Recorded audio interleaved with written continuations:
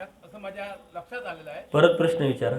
पत्रम पुष्पम फलम तोयम इतकंच म्हटलं ना. यो मे भक्त्या प्रयोजती. मग याच्यात द्रव्य कुठंच दिसत नाही मला. मग इथलं हे द्रव्याचा जो उपयोग करतात आणि वेळोवेळी याची पूजा इतक्याची करा, त्याची पूजा तितक्याची करा, त्याची तितक्याची करा, हे काय करतं कोण? करतो आपण. पण आपल्याला त्यांनी तसं आज काय सांगितलं मी, धर्म काय अचूक काय बघा.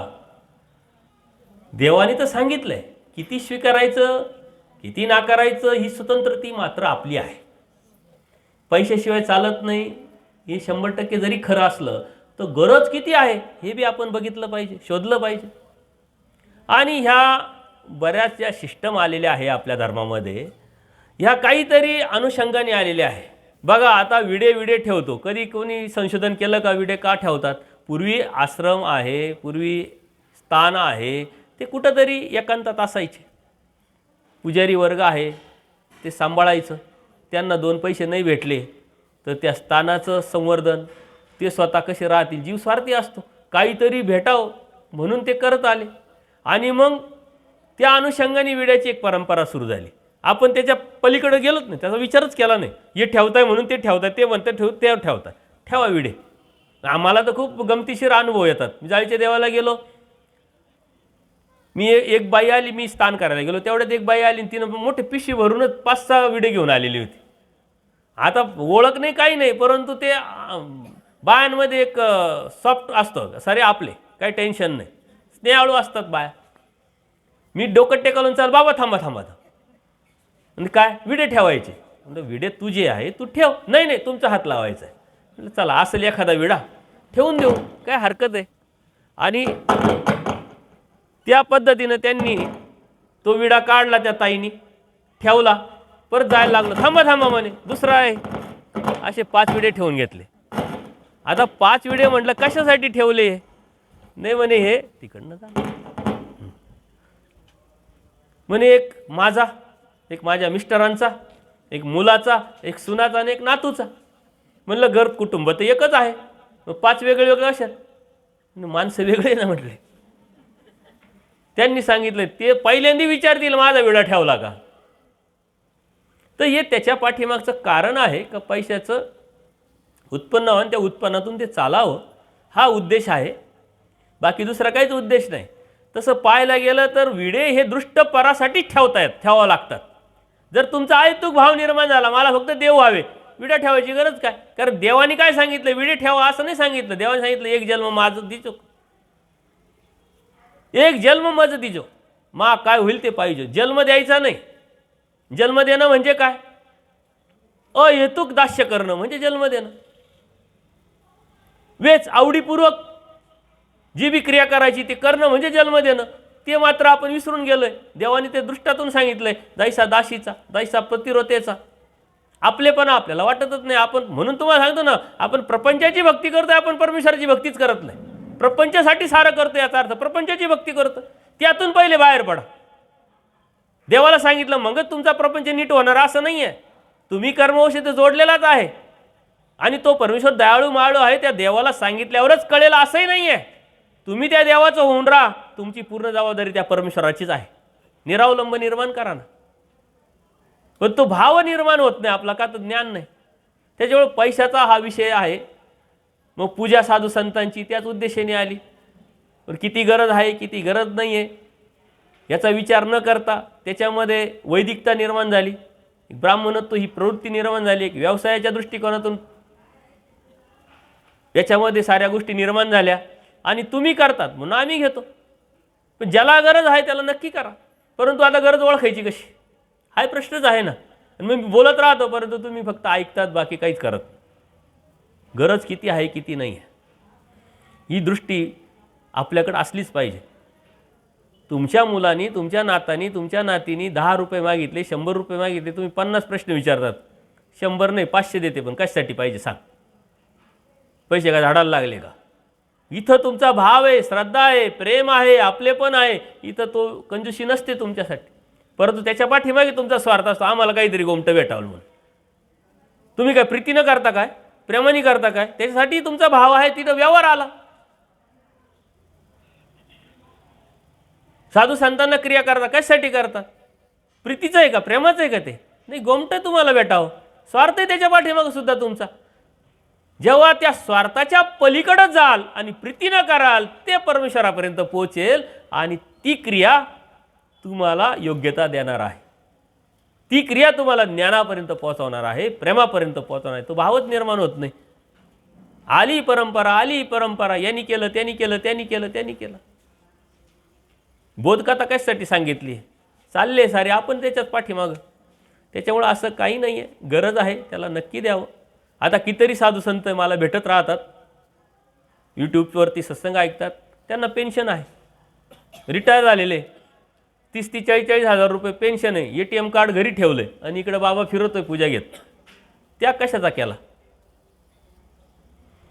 आयुष्यभर तुम्ही नोकरी केली, त्या नोकरीतून तुम्हाला गव्हर्नमेंटनी तुमच्या उतार वयामध्ये ते तुम्हाला दिलेलं तुमचं हक्काचं आहे, प्रपंचासाठी सारं लावलं आहे, ते आता थोडंसं दैवराटीसाठी लावा ना. तो त्याग करा ना. ज्याला गरज नाही आहे त्यांनी करावं, ज्याला गरज आहे त्यांनी घ्यावं. परंतु गरज त्या साधुत्वाची गोष्ट आहे. आता उद्याचा विषय तोच आहे का साधुत्वाला देवानी एकच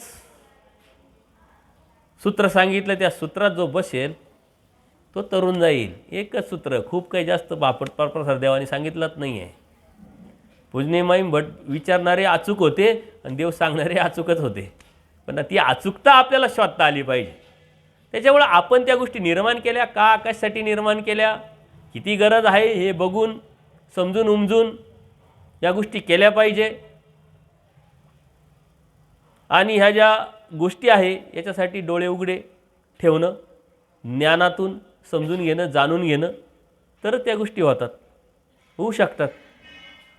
तर पैसा हा आहे तो आज इतका झालेला आहे धर्मामध्ये का खरंच आता पैशाची काहीच गरज नाही, कोणालाच गरज नाही असं मला तरी वाटतं. असं कोणी नाही बिगर पैशाचं. म्हणजे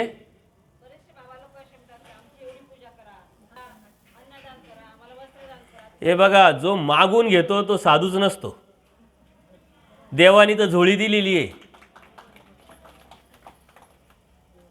तुम्हाला जर मी म्हणत असेल तर मला इतके द्या आणि तितके द्या, मग मी साधू आहे का? फक्त कपडे घातले मग त्याच्यासाठी तू आलाय की? तर व्यवसाय करायचा का, बिझनेस करायचा आहे का?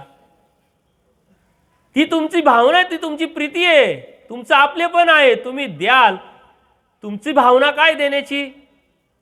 की साधू आहे, माझ्या स्वामी श्रीचक्रांच्या परिवारातले आहे, यातून मला काय भेटायचं भेटेल, परंतु माझं देणं ड्युटी आहे, कर्तव्य, परंपरा आहे. इतकेच द्या आणि तितकेच द्या म्हणणारे साधूच नसतात. आम्ही आमची किंमत केल्यासारखी आहे. देवाने सांगितलं ना तुम्हाला, भाजीच्या देठाने तुम्ही महात्मे पण विकायला निघाले काय? मग आम्ही 500 रुपये करा म्हणजे आम्ही 500 रुपयाची किंमत आम्ही करून घेतली ना. देव म्हणता तुम्ही राजपुत्र किंगा. राजपुत्र म्हणजे काय? राजाचा मुलगा. राजा कोण? परमेश्वर. त्या परमेश्वराचे आम्ही पुत्र. आमचं राहणं, वागणं, बोलणं सारं तसंच असलं पाहिजे. आम्ही म्हणतो एवढे द्या आणि तेवढे द्या, मग आम्ही राजपुत्र झालो का? त्याच्यात तुम्ही ओळखायचं, मग तुम्ही जाणायचं. मग इतके जे आपण, तुम्हाला त्याच्यातही भीती असते, बाबा नाराज झाले तर, गुरु दुखवले तर देव दुखवले, बाबा नाराज झाले तर देव नाराज झाले. देव एवढे छोटे गाव नाराज होईल, दुखतील. अहो तुमच्यासाठी देवाने काय केलंय? ही सृष्टी निर्माण करून स्वतः अवतार घेतला, वाडोवाडी फिरले, जीवधर्म देहधर्म स्वीकारले. ज्या वेळेस देव सालबर्डीला होते त्यावेळेस काय उन्हाळा नव्हता, पावसाळा नव्हता, हिवाळा नव्हता. आज आपला हिवाळा चालू आहे, किती ब्लँकेट घेता झोपायला सांगा बरं तुम्ही इमानदारीत? तुम्ही काय ब्लँकेट नेऊन दिले होते देवाला? त्या देवाने काय केलं आपल्यासाठी? कुठं नागपूर, कुठं नाशिक, एवढा प्रवास. आम्ही त्या दिवशी 600 किलोमीटर चालून आलो तरी 4 वेळा बोललो, लय थकलो, लय लांब, खूप लांब, खूप लांब. बरं गाडीत आलाय, तुडून पायी पायी आलाय. आपले देव अनवाणी पायी पायी फिरले. कोणासाठी? ही जाणीव जेव्हा आपल्याला होईल ना, तेव्हा त्या देवाविषयी प्रेम निर्माण होईल. त्या देवाने माझ्यासाठी काय केलंय याची जाणीव जेव्हा होईल तेव्हा त्या देवासाठी तुम्ही उठाल. आणि देव एवढा छोटा आहे का यांना नाराज झाले म्हणजे देव नाराज झाला, यांना हे झालं? अहो ही जीव आहे, ही जीवमती आहे. त्याच्यामुळं परमेश्वराने आता ह्या तत्वज्ञान खूप मोठा आहे, विषय खूप मोठा आहे. आणि प्रत्येक व्हिडिओमध्ये बऱ्याच वेळा प्रश्नाचे उत्तर देत असताना सांगत असतो, आणि ही स्पष्टता असल्यामुळं बऱ्याच गोष्टींना मला तोंड पण द्यावं लागतं. परंतु देवाचा धर्म आहे, तो यथार्थ आहे, तो यथार्थ मांडणं ही माझी ड्युटी आहे, माझं कर्तव्य आहे. आलं का लक्षात?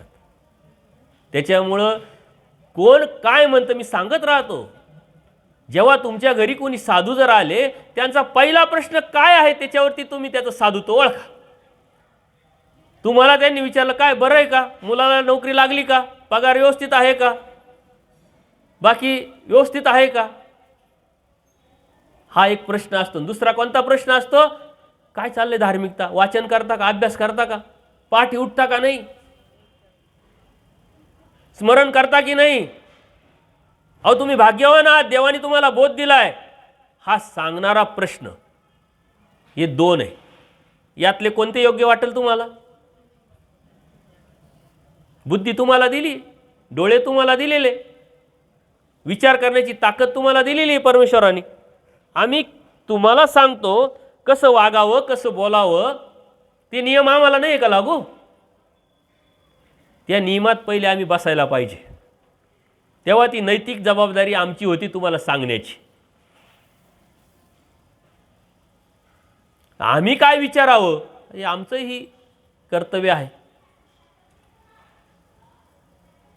देव सांगतात भिक्षेच्या अनुषंगाने, ते तुमचे काय दाई, तुमचे सोयरेदारी तुम्हाला देतील.